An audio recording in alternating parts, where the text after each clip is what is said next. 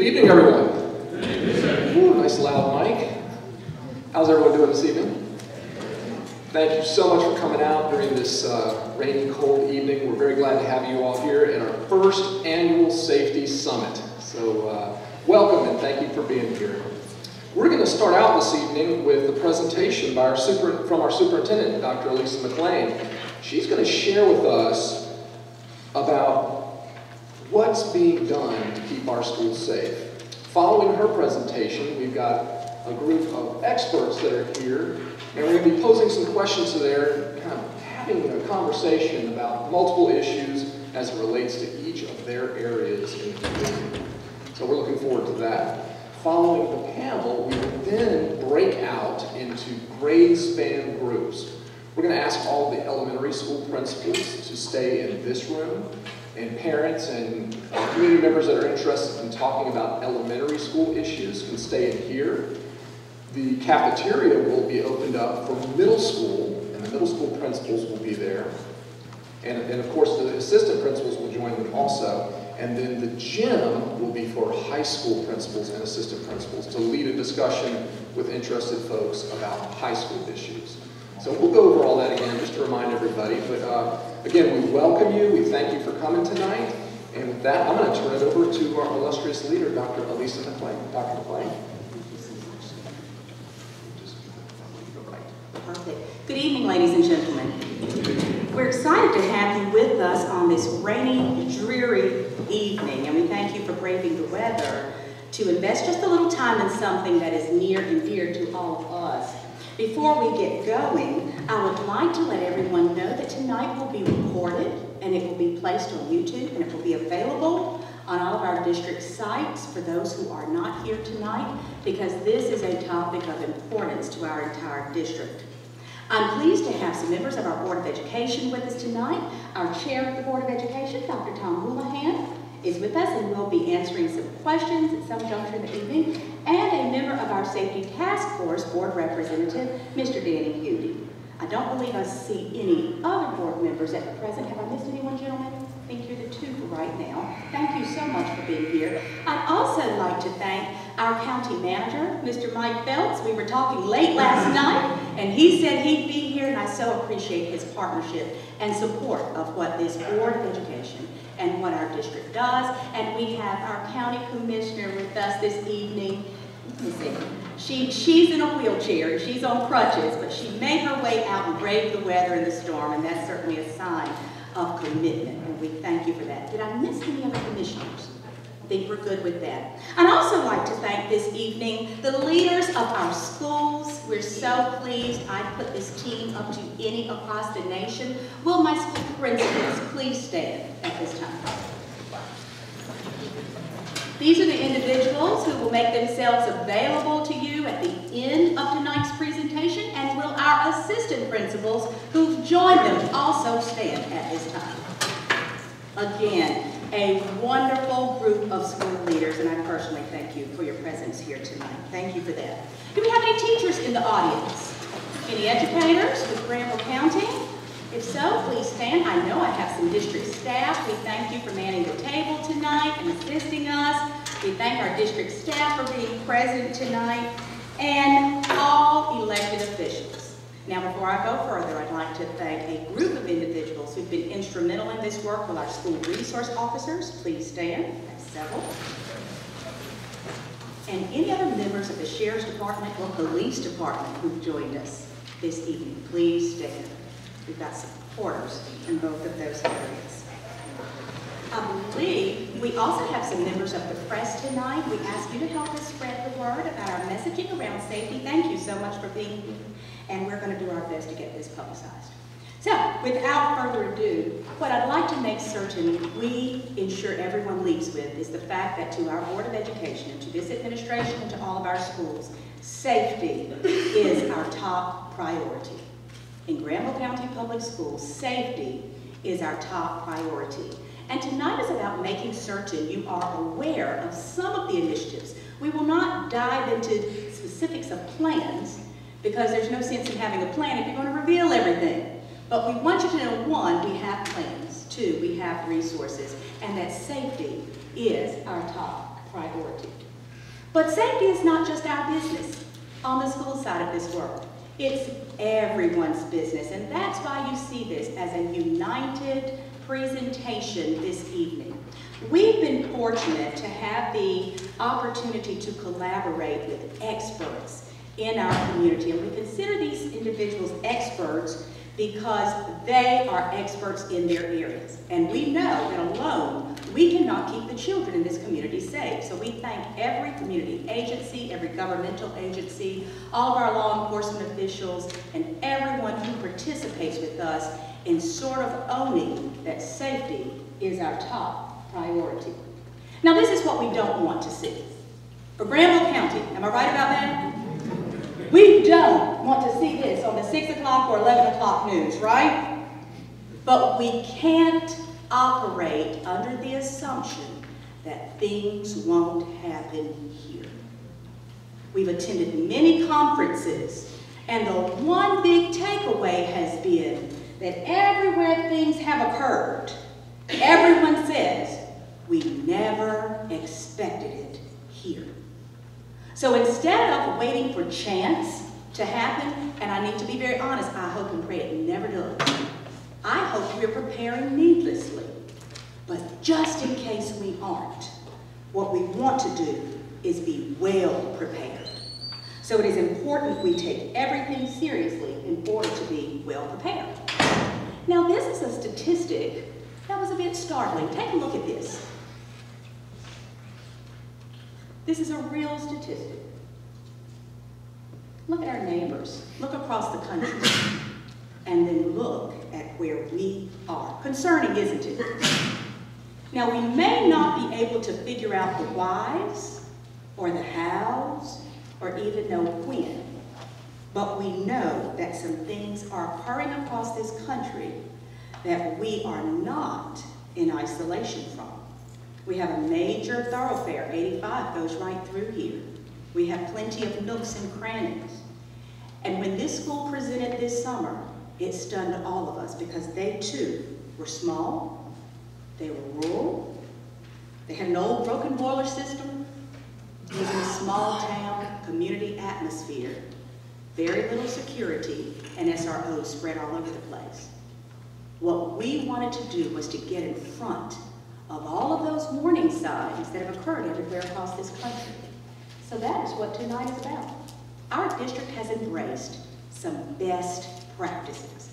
And we're proud of these best practices. Now they might be a little uncomfortable because it may not feel as comfortable as it once did.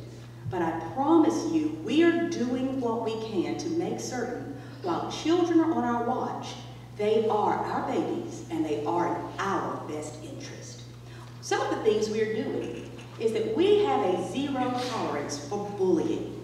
How many of you know that the research has said a lot of these instances have come about as the result of bullying or pressure or not feeling welcome, not feeling inviting. So we want to work really hard at making sure our schools invite everyone, but if bullying is occurring, you have some hotline numbers posted right at the front of each school. And we're asking the community to program those numbers in your phone. If you hear children talking or they're having conversation, don't hesitate to reach out. We've also embraced the concept and the notion of locking doors. Well, that's changed our culture just a little bit because I, for one, enjoy having this free flow, this welcome, the atmosphere of come on in, anyone. But guess what? Guess what happens when everybody can come on in? You welcome everything in. So we have sort of locked down a little bit on this locked doors throughout our school system. Another piece that's been just a little uncomfortable, but we've made it through and we feel we have found a nice balance, is where we used to allow any and everyone to walk children to class. Now we sort of have that kiss and go spot. Walk them to a certain point, but then let our staff take it from there. Why? Because I know my staff belongs there. I can't vouch for everyone else. Sometimes you have neighbors, sometimes you have friends, sometimes, and we have found an instance or two of this, we don't know who they are. And it's concerning because our job is to keep everyone safe. So this is a new change you will find in our schools. We're no longer propping doors open. Might get a little hot, or it might get a little too cool at the rate this weather says tonight. I think I saw a snow flurry somewhere. That really concerns me. But we don't want to prop those doors open. We don't want to invite anything into our schools needlessly. So I mention these things just to say, I promise you, we are not attempting to be rude or uninviting. We just want to position ourselves to be as safe as possible. We do not, and I want to say this a few times, we do not allow children to leave campus, go do whatever you're going to do, and come on back and bring back with you whatever it is you'd like to bring. Please understand that is not the way we'd like to do business. Once children come to school, we want our students to stay. Once they leave, we'd like for them to remain gone. Unless you've got a doctor's appointment and parents are bringing them back to sign them in. But that free flow that we learned about last year, we no longer want to happen. And that one is especially important for high school. So we wanted to mention that this evening. Bullying is there again. That's just a no, no, no. We also want you to know we take all threats seriously. Now, why is it important we say that out loud? Make sure children are not playing with us. We're going to use all of our resources. We're going to reach out to law enforcement. We're going to bother a lot of people when threats come in because they're all serious to us. So please, please help us encourage students to make sure the threats are serious threats. They are all important to us, and we want to hear them. And then we're asking the community. We did this at the beginning of the year. We put out our links to our student code of conduct, and we're asking families to review those. You're right. You can no longer bring a weapon on campus. You're right. That's in our policy. We're going to follow policy very closely. Weapons range. There's a range there. We're not just talking one type of weapon. There are multiple types of weapons. The best rule of thumb is to bring nothing but your paper, your pencils, your books, your markers. Bring those things to school. But we don't want to find any of those other things on our campuses. We are going to have to make some assumptions and investigate very seriously if we do. But what I'd like to end with on this slide is, please report anything suspicious. We have already saved a lot of serious situations because parents or neighbors or people in the community and our students have reported things that just looked a little suspicious or felt suspicious. I promise you, report things as quickly as possible to our school officials. We will take everything seriously. And what I'd like to add here is a big thank you to our law enforcement partners because their response in this community has been impeccable. I'd like to introduce to you now at this time a group of individuals we put together last school year because upon arriving I realized we could not do this work alone.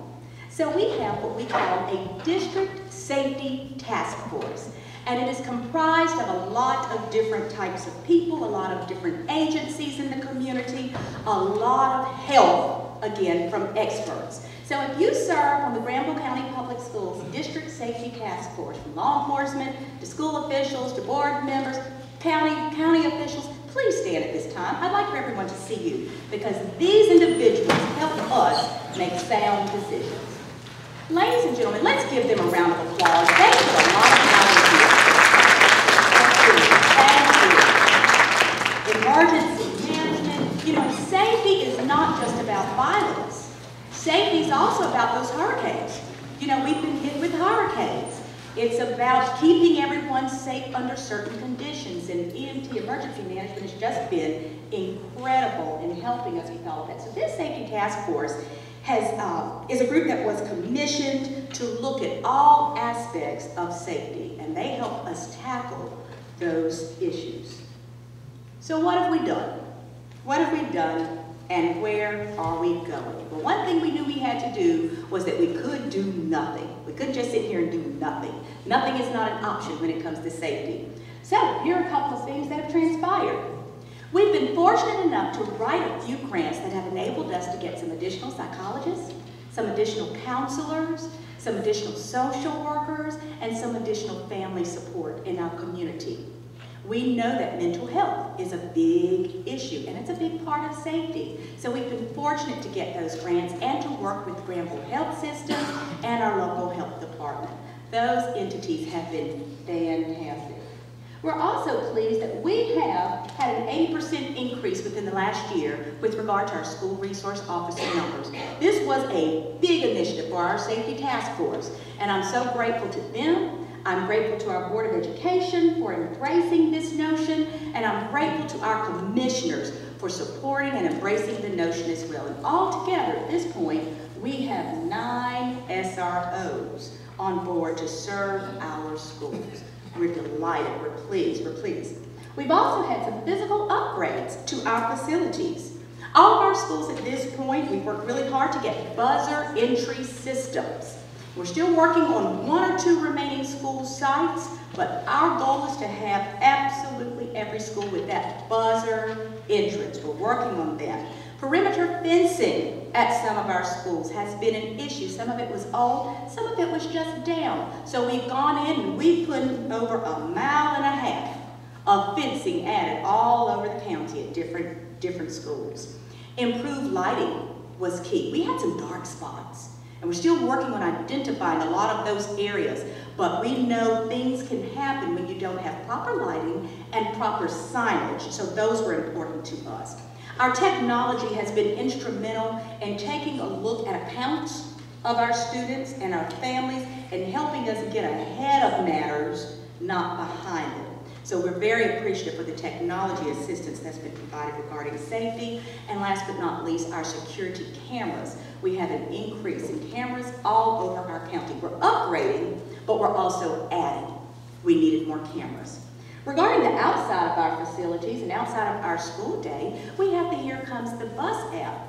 We don't want children. We've all seen the news lately, a young lady taken right from the front of her home waiting on the bus. We have the Here Comes the Bus app. Our heart breaks when we hear stories like that. Please, if you're a parent, download the app. If your youngster rides the bus, this will give you a time for time, minute by minute, almost a second by second account of where your child's bus is and where your child is on the bus if you're waiting for them to come home. So please look into that. We've also worked on our efficiency by getting better accuracy in our routes. So we've increased our efficiencies in this area, and that was important.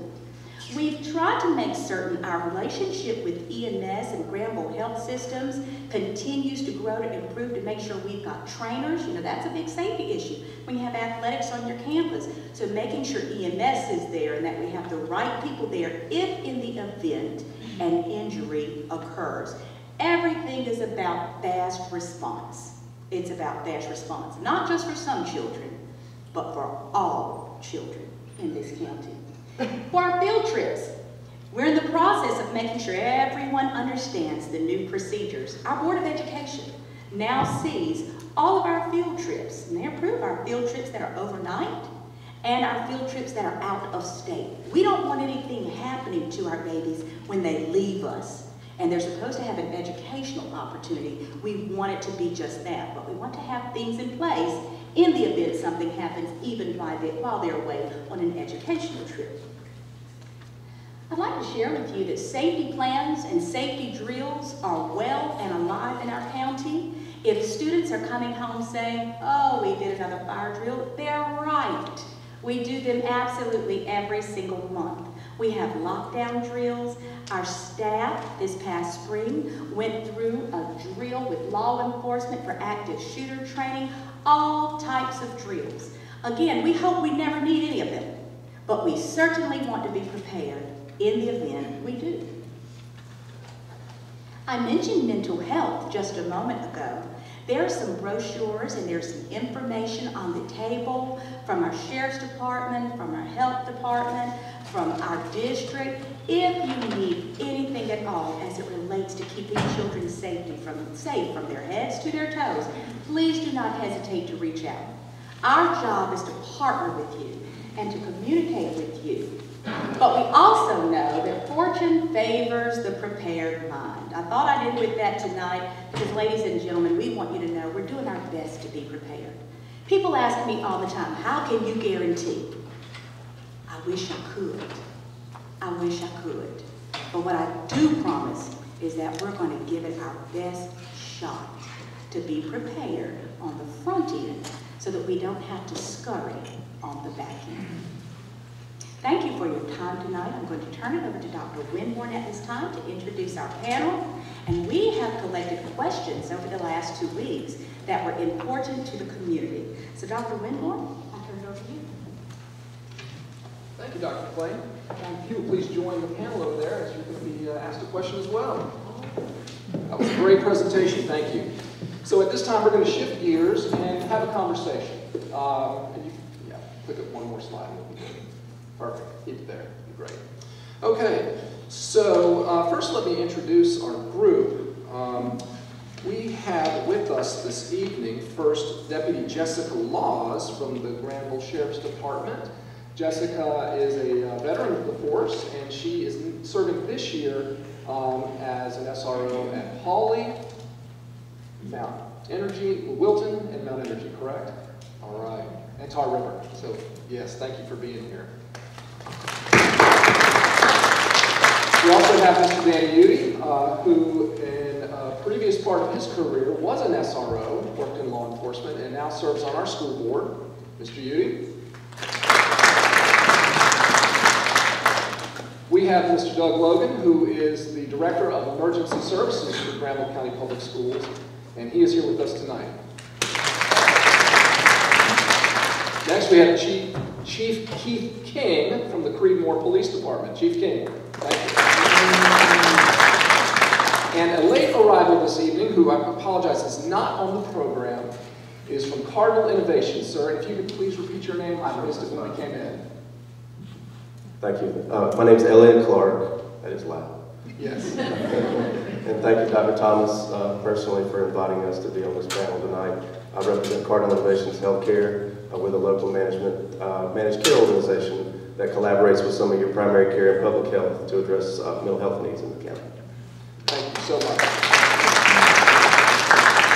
Glad to have you this evening. And next we have Dr. Houlihan. Dr. Houlihan is the chairman of our Board of Education and has a long, illustrious career working in education as a teacher, administrator, and superintendent, and he's also worked on a state level. So he's well aware of the importance of safety in our schools. Dr. Houlihan. And last but not least is Lillian LeMay. We are really happy to have Lillian. She is our district social worker and has been with us for less than 6 months, perhaps, right? Coming up on a year. All right, well, there you go. I said the same thing. Yeah, that's right. So glad to have you all here. So I'm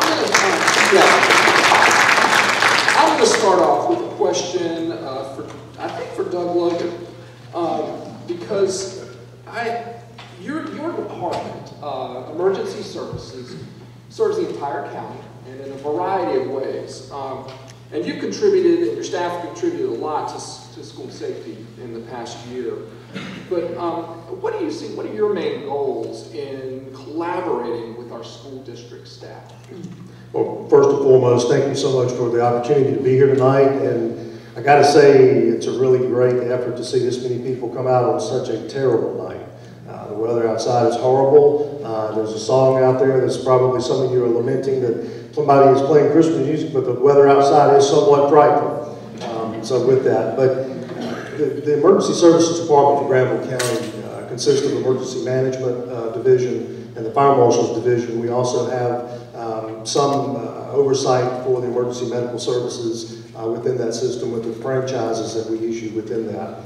Our primary goals within that obviously is safety for everything in the county. Excuse me.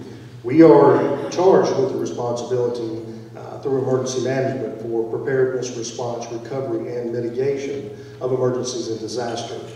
That's for the entire county, north, south, east, and west within Granville County, inclusive of all the municipalities. And the single largest concentration of population within Granville County at any one time is going to be in our schools.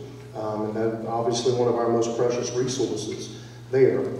Several years ago, the Emergency Management Division, we made that a top priority to ensure that planning resilient community within the schools that those plans were accomplished, that we had a uniform plan, pardon the pun, but that we were all singing off the same sheet of music as how we respond, and that all of our responders were familiar with those plans within the schools.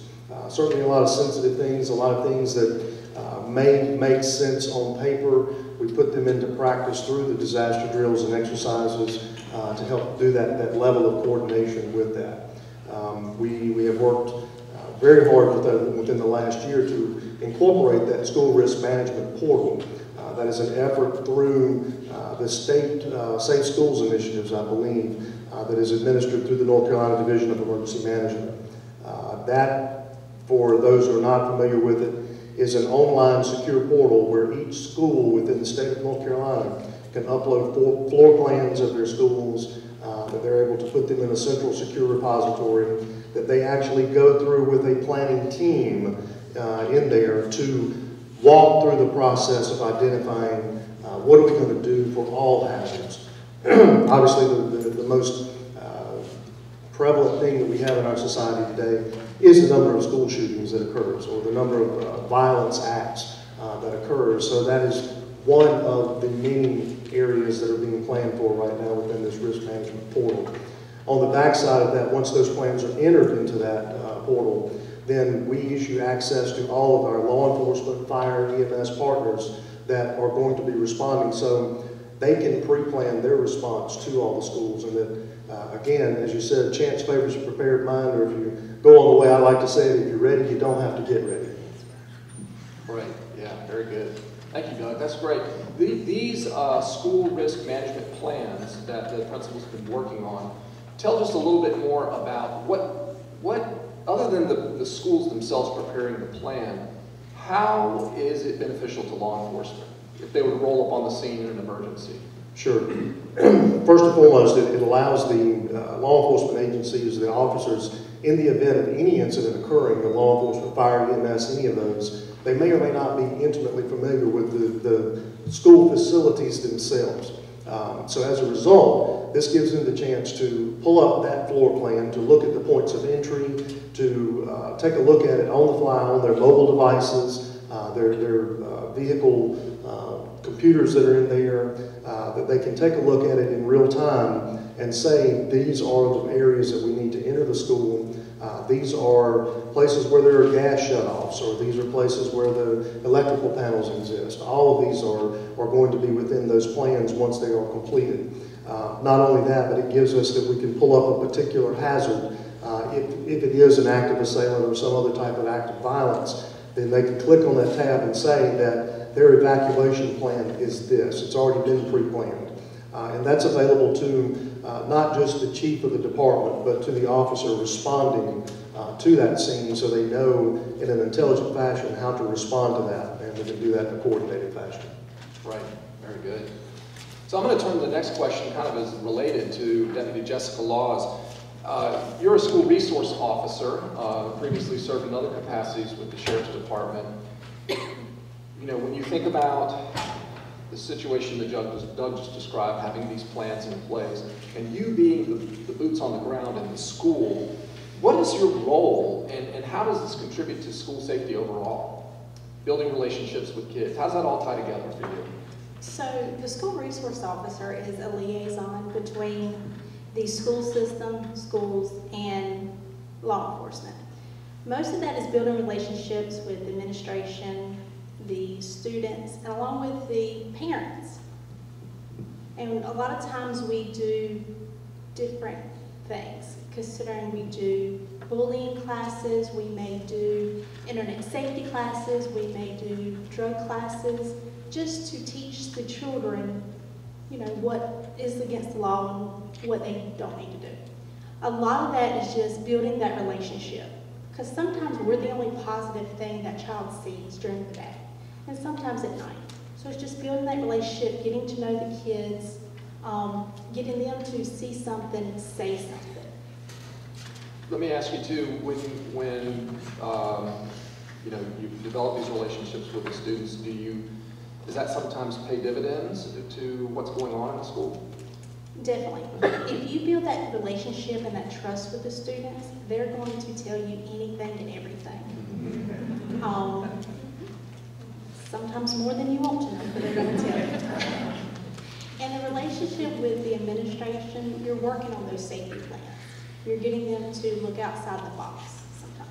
Yeah, because you participate in these like walkthroughs, right? And when they're conducting drills, you're there alongside of them. Yes, sir. When we do the lockdowns, it's normally 2 or 3 SROs, and we go into the schools prior to talk to the teachers, talk to the administration, kind of the do's and don'ts. And then we walk them through drills. The staff is always nervous, and the kids do great. But once it's over with, the staff already knows what to do because they've been doing it for a while. It's just building that confidence and that relationship. Right, thank you. I'll turn the next question over towards Dr. Houlihan. So in thinking about working with children of all ages, adolescents in particular, you know, discipline can be an issue. So as chairman of the board, your work and your colleagues' work remains in policy.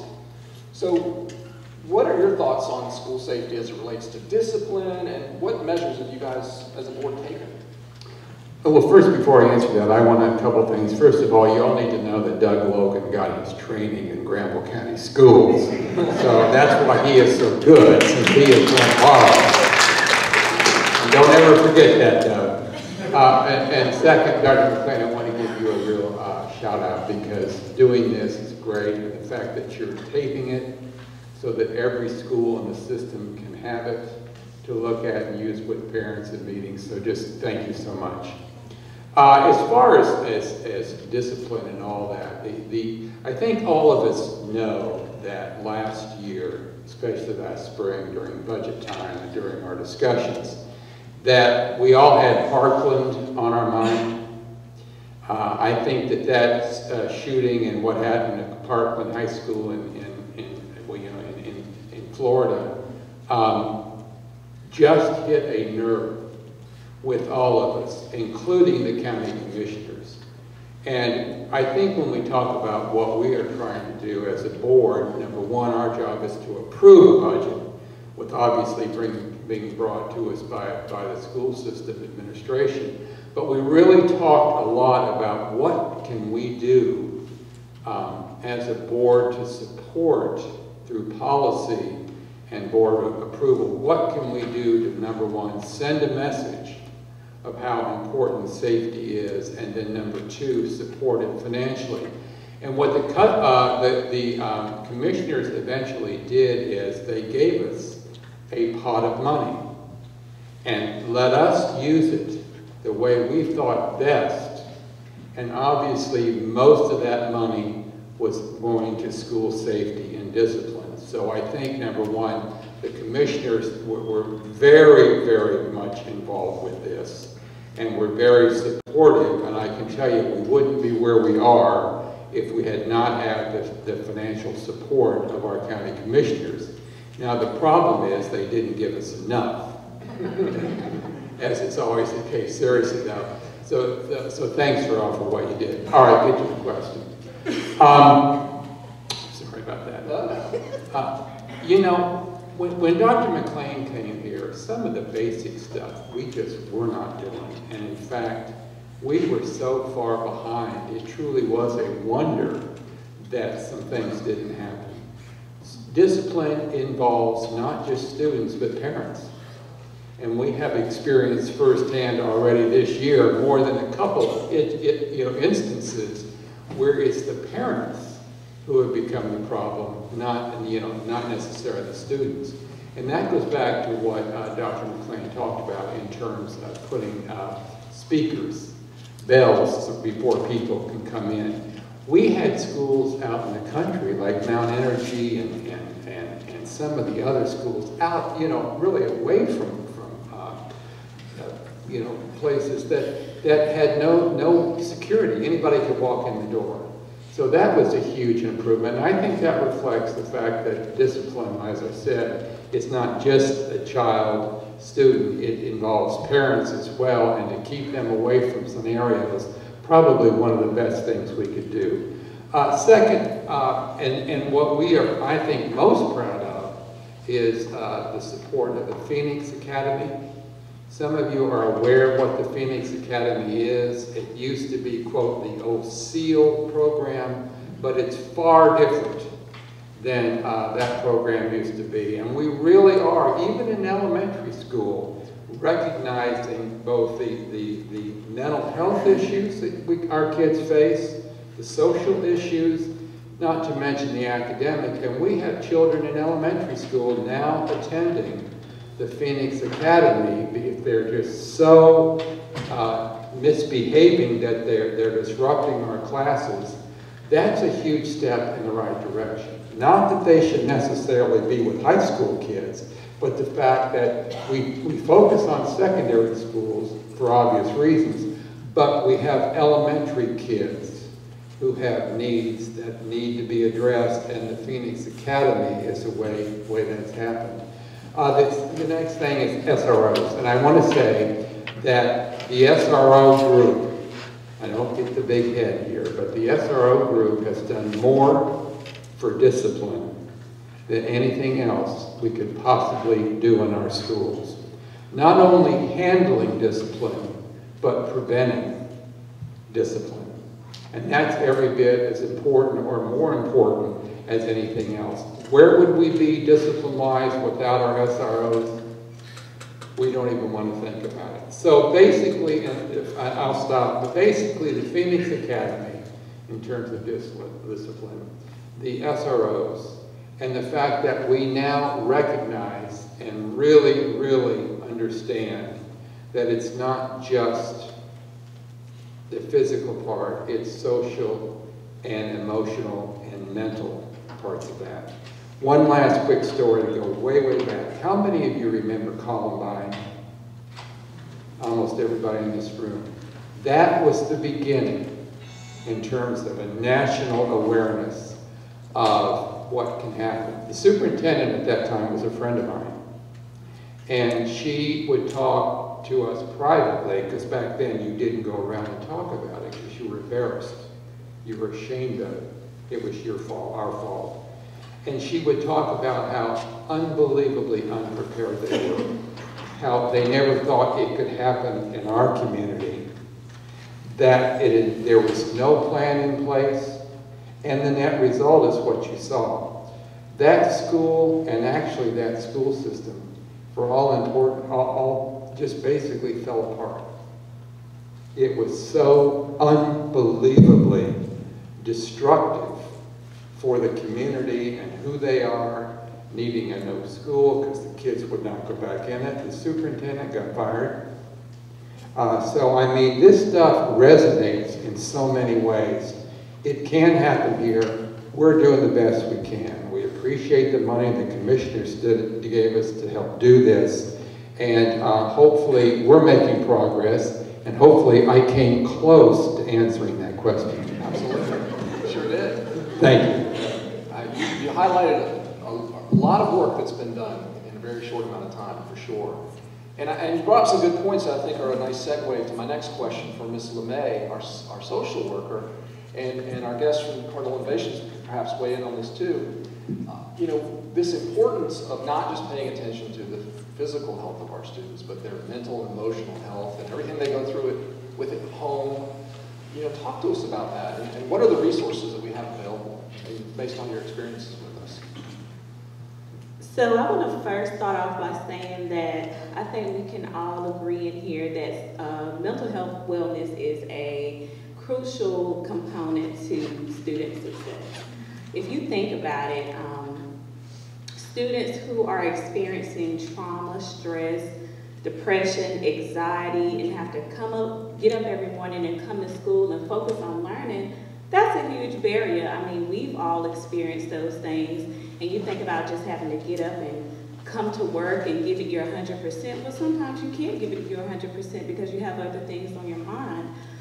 So with this, with our district, what we've done to address some of those barriers that our students are experiencing is we have our school mental health, school-based mental health services. And the basic component for that is that we are partnering with 9 mental health agencies out in the community. And with that partnership, we are having therapists come into our schools and work with our students who are experiencing some of those topics that I just named. Our therapists that will be coming in and working with our students, they are all certified therapists. They are trained in evidence-based interventions, and they'll be working with our students in terms of giving them some coping strategies and management skills on how to control that stress, anxiety, depression, so on and so forth. It's a very, like I said, given the climate and where we're at today, it's just very important that we are addressing those issues, so that way we are removing the barriers for our students to come in and give it 100%. That way when they go home, they can function in a healthy family environment. They have all the tools that they need to be successful in a school setting, and they can function in their community the way that they need to as well. So like I said, it's very important. I'm excited about this. Tomorrow we have our orientation scheduled for our therapists and our school counselors, and so this will be their first time coming together and meeting one another and learning about the services that we're going to be providing to our students. So I brought some brochures with me. I placed them on the front table, so as you exit, please feel free to pick up one of our brochures. Let me take that back. The brochures that I brought with me, they are brochures from our partners. So we have information from Cardinal Innovations. We have information from B&D Integrated Health. Just a lot of our partners that we're working with. Would you like to add anything, sir? Sure. And I just want to appreciate what you just said. I think it really speaks to the issue around trying to address the stigma that exists within mental health. We know that this is kind of an underlying factor that winds up being a little mysterious for us to understand sometimes. We see it in kind of blatant ways sometimes, but trying to peel back layers with folks and understand what they're dealing with on a day-to-day basis that takes a lot of trust and relationship building. I think the school can be a wonderful place to do that. I just spoke with a couple of your counselors that you have signed agreements with today, and I'm very excited about seeing that kind of come to fruition. I did want to also mention in the information that you'll get within access to care, it's very important for folks to understand how to access behavioral health care quickly if they need to. So I did want to mention to this group, for those of you that might not pick up some information, that 24 hours a day, 7 days a week, if you have a situation where you need to find out more about behavioral health care in the area, or you may need to access something on a more critical level, and it's not an emergency, a healthcare physical emergency, you can reach out to Cardinal Innovations. We've got a line that's available, like I said, 24/7, 1-800-939-5911 is our access line, and that puts you in touch with a licensed clinician that can help assess the situation, dispatch some crisis services if that's needed, refer you to an appointment, and can help you make the next step in kind of entering into that care. So we can talk about that on an individual level and both with this group if there's additional questions. But definitely appreciate the work that this county is doing within the schools to address it internally. Thank you. Yeah, thank you for sharing. It's good to know we have resources that we can turn to. You did mention something about relationship building. I'd like to ask our next person, Chief King. If any of you have checked out his Facebook page, Chief King is probably the relationship, the face of Creedmoor in some ways. He is out there and does a wonderful job. That's not always good, Stan. He's great. He is very active in his community, and I think building relationships is one of the cornerstones of the success of your department. Talk to us a little bit about that and how, your municipality, specific to the Creedmoor, and working with the two schools there helps everyone, if you will. Well, we've been very fortunate. When I first started in Creedmoor, coming up on 5 years ago, when I first got there, there was a stigma, a stereotype. They're the police, they're there to arrest people and answer calls for service. And there's many, many definitions and many, many responsibilities that were going unanswered for our police department. And I challenge my guys, and I have a great group of guys and ladies, and I've been very fortunate with two great SROs that's being there, one with us tonight, Officer Wallace, and one prior to him was Officer Askew. But I challenge each one of my officers to start communicating more than just in a law enforcement function. And we adopted the phrase early and often. And we started with our youth programs with Open Gym. We now are sponsoring Shop with a Cop. We've had a previous Explorers program, and that was just reaching out to our youth early and often, and then familiarizing themselves with the officers beyond the badge, and actually learning that officer's name, and learning that that officer had a personality that they could approach, they could confide in, and that they could trust with information and to react on their to their benefit. That has happened throughout our community, and with the good SROs that we've been fortunate to have, we've transferred that into our schools. And those officers have reached out to our youth. They've reached out to the staff and the administrations of those schools, and they've built those relationships. Because what you don't want is in a moment of crisis to run up to that person that's looking for you for help and have to introduce yourself. Because at that point, you've lost that battle and you have to do the introductions in a moment of crisis. You have to have crisis. You have to have confidence at that moment. Principal Tucson and myself had that moment last year with a bomb threat. And Lisa looked at me and she goes, "Are you sure?" And at that point I said, "Yeah, I have to be. At this point we have to trust what we've done and the plans that we put in place. And we have to be sure at this point." So I think that was a turning moment, and I think those moments only occur when you have trust and legitimacy in the people around you.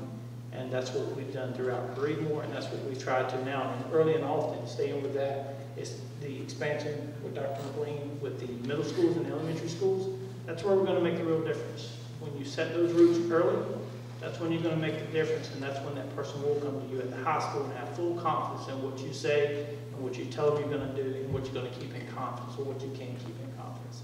And that's played out 2 times this year at South Granville High School. Good students seeing something, as Deputy Law said, seeing something, having the confidence in us to say something and us to follow through and prevent an incident from becoming even more tragic.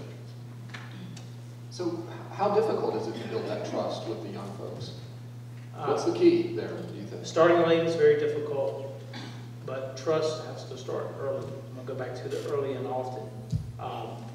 The main thing that I would tell any SRO or any police officer, any administrator, any teacher, any educator, is when you say it, mean it, and know that you can back it up, because our kids are smart. And the first time they ever believe that you have told them something that is not truthful or that you can't support, you've lost that kid. That kid will never come back to you again. So if you say it, mean it, and know that you can do it, because they see right through us if we're not being truthful in that. Wonderful. Very insightful. So let me switch gears over to Mr. Udy, who served previously in his career as a law enforcement officer and an SRO at South Granville. Member of the District Safety Task Force, obviously a member of our Board of Education. You've attended almost all of those task force meetings, and I think you also are pushing an effort to start a safety committee on the board. Talk to us about your perspective on how all this comes together and what your goals are. One of the things that I'd like to do is develop a partnership with a lot of people. And you'll have to excuse my horses. But I found that developing a partnership, as we have with the Safety Task Force, that the partnerships have proven to be substantially effective in these school plans. And it used to rely on the school and the law enforcement agencies because they were responsible for the safety of our schools and the community. But we have found that the schools are a broader community. The city of Creedmoor has 2,500, 4,700, but I think we have about 800 students at the high school, so you have a small community within a community. and they have the same problems that the community have with crime and fear. But these partnerships, they're better able to work on plans for the schools, such as security, the impact of crime. It reduces the duplication because you don't have the schools working on one project, law enforcement on one, and the community on the other. They're all working together on the same page. And what this does is it lessens the fear, which improves the quality of life in our schools. Because I've always said that if you have fear or crime at the schools, the teachers can't teach and the students can't learn. You reduce that, those teachers are able to teach and our students are able to learn. But these partnerships can be made up of many organizations, such as the clubs, law enforcement, faith organizations, businesses, communities, parents, staffs, it goes on. And you have a collaborative board, and they act as a check and balance system. So they're keeping a check on each other to make sure that each one is doing what they're supposed to do. And the best way I could describe this is the police are the community, and the community are the police. 15 years ago, I took a class under Lieutenant Colonel Grossman with the United States Army, and he embedding in our brain that our next wave of attack was going to be on our students, because they found out two things. One, that's where it's going to hit us the hardest. And two, if they kill our kids now, they don't have to fight them later. So we all developed plans on how to protect our schools, but what we didn't really plan on is that these attack waves was going to come within. Students, parents, community people. We're thinking of terrorists. So we kind of missed the page there a little bit back then. But I'd like to leave you with some statistics, because I know that Dr. McLean had some up, but I went back a little further. In the 1800s, there were 33 school shootings, and the first one took place in 1840. In the 1900s, there were 226, and so far in the century of 2000, we've had 235, and we still got 81 years left to go in this. So it has showed a significant increase in the patterns of school shootings, and we have to stop that now. We can't let it keep going. Thank you, Mr. Yu. Well, I'm going to turn this last question back to Dr. McLean to kind of finish this up. What do we need to be doing to keep our schools safe? I mean, what's the bottom line from your perspective? Thank you, Dr. Winborn. I really took a moment to think about this one because I wanted to be very intentional in the response. I believe because things are different today than they were when I grew up, we have to think the way students and families and people think today. And that means we've got to be open to doing what is necessary to keep our students safe when they're on our watch. That means we must have plans. We must partner with parents, and I want our parents to know we have plans, and that the most precious gift in all of this are those babies that come to us every single day. I take it personal. As a mom, as an auntie of a kindergartner, I need to know that when she goes to school, they take it personal that she's safe.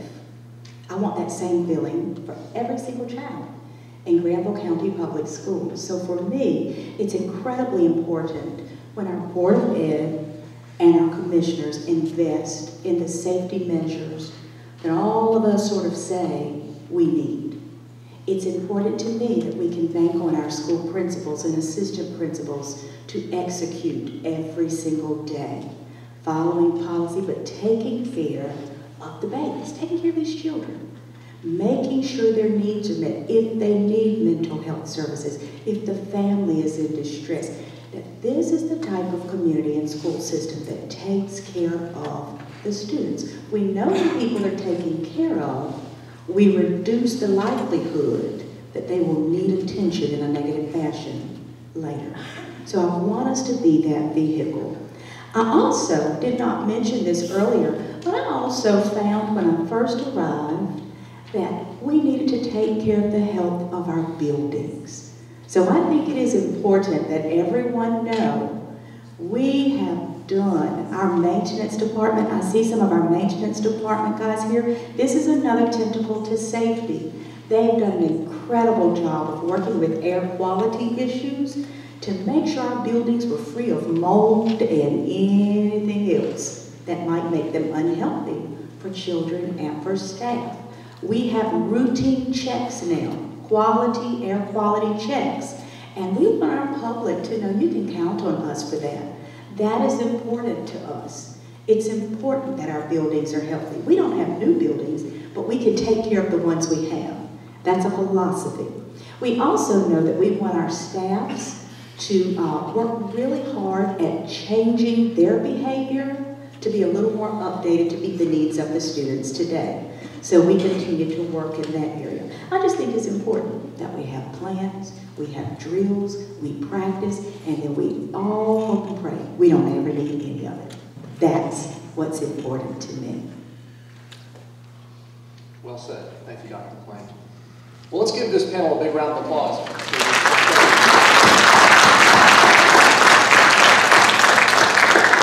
Thank you all so much. We're going to transition now, and as I said before, we're going to allow anyone that would like to speak with our elementary school administrators to stay here in this room, and anyone that would like to speak to our middle school administrators to go straight out those doors and on to your left to the cafeteria.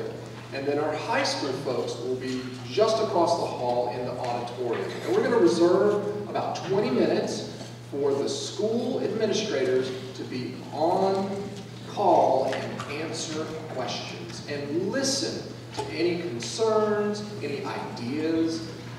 Basically just have a one-on-one conversation about what's important. So thank you all for coming tonight, and we hope that you will spread the word that this is recorded and will be made available to everyone in the next day or so. So thank you all, and at this time we will move to those 3 locations. And then from there you can proceed out for the evening. Thank you.